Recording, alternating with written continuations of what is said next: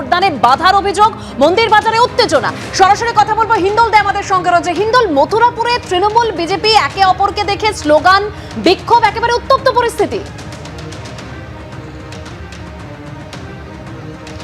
একেবারেই দেখো, মথুরাপুরের একেবারে যেটা মন্দির বাজার বিধানসভার অন্তর্গত, সেখানে কাটিবেড়িয়া বলে একটি গ্রাম আছে। সেখানকার এলাকার মানুষজন বলছেন সকাল থেকে তারা ভোট দিতে যেতে পারছেন না। এমনকি যারা অভিযোগ করছেন তাদের মধ্যে অনেকেই কিন্তু তৃণমূল কংগ্রেস করেন, তেমনটা অভিযোগ। এবং তারাই অভিযোগ করছেন যে শাসক দলের এক শ্রেণীর লোক তারা এসে তাদেরকে হুমকি দিয়ে যায়, কেউ যেন ভোট দিতে না বেরোয়, তারাই সব ভোট করিয়ে দেবে।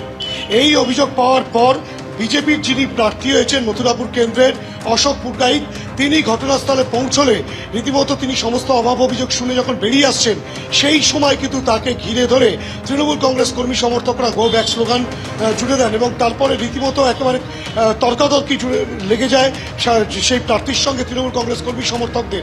এবং তার পরবর্তী ক্ষেত্রে কেন্দ্রীয় বাহিনীর জওয়ানরা তার নিরাপত্তার দায়িত্বে ছিলেন, তারা সেখান থেকে তাকে বার করে নিয়ে আসেন এবং স্লোগান দিতে থাকেন তখনও পর্যন্ত তৃণমূল কংগ্রেস কর্মী সমর্থকেরা। এবং তারা বলেন যে বিজেপি প্রার্থী ভোটারদেরকে প্রভাবিত করার চেষ্টা করছেন, তেমনটা কিন্তু তারা অভিযোগ করতে থাকেন। অর্থাৎ এই অভিযোগ পাল্টা অভিযোগকে কেন্দ্র করে রীতিমতো উত্তপ্ত হয়ে ওঠে মন্দিরবাজার অঞ্চল। পরবর্তী ক্ষেত্রে যেটা এখনো পর্যন্ত বিকেল 5টা পর্যন্ত নির্বাচন, এই মন্দিরবাজার এলাকায় উত্তেজনা ছড়ায়। তুমি আমাদের সঙ্গে থাকো। এবার মন্দিরবাজার থেকে আপনাদের সরাসরি নিয়ে আসবো খাস কলকাতা পিকনিক গার্ডেনে। সেখানে 266 নম্বর বুথে ভুয়ো এজেন্ট ধরলেন সিপিএম প্রার্থী সায়রা শাহ হালিম। দক্ষিণ কলকাতা সিপিআইএম প্রার্থী সায়রা শাহ হালিম ভুয়ো এজেন্ট ধরলেন। তিনি চ্যালেঞ্জ করতেই দৌড়ে পালালেন সেই ভুয়ো এজেন্ট। তৃণমূলের বিরুদ্ধে বুথে ভুয়ো এজেন্ট বসানোর অভিযোগ করেছেন সায়রা শাহ হালিম।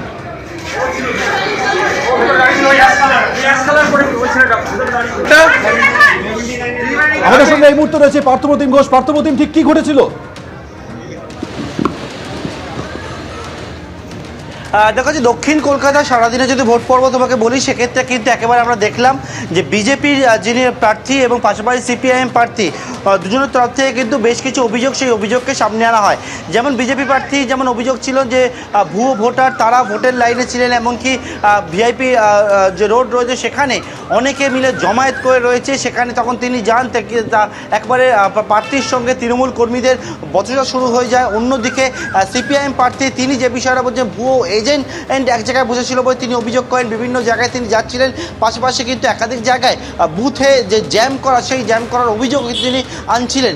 আমরা দেখলাম সারাদিন পর্বে কিন্তু যে বিকালের দিকে যিনি বিজেপি প্রার্থী দেবশ্রী চৌধুরী, তিনি কিন্তু ভবানীপুরে একটি জায়গায় যান। সেখানেও একই রকমভাবে তিনি অভিযোগ করছিলেন যে সেখানেও কিন্তু প্রচুর সংখ্যায় যারা অনেকেই বহিরাগত তারা জমায়েত। প্রার্থীরা এভাবেই দৌড়ে বেরিয়েছেন ভুয়ো ভোটার, ভুয়ো এজেন্ট ধরতে। এরকমই শেষ দফায় হামলা, রক্তপাত, অশান্তি, দিকে দিকে আর কি কি ঘটলো?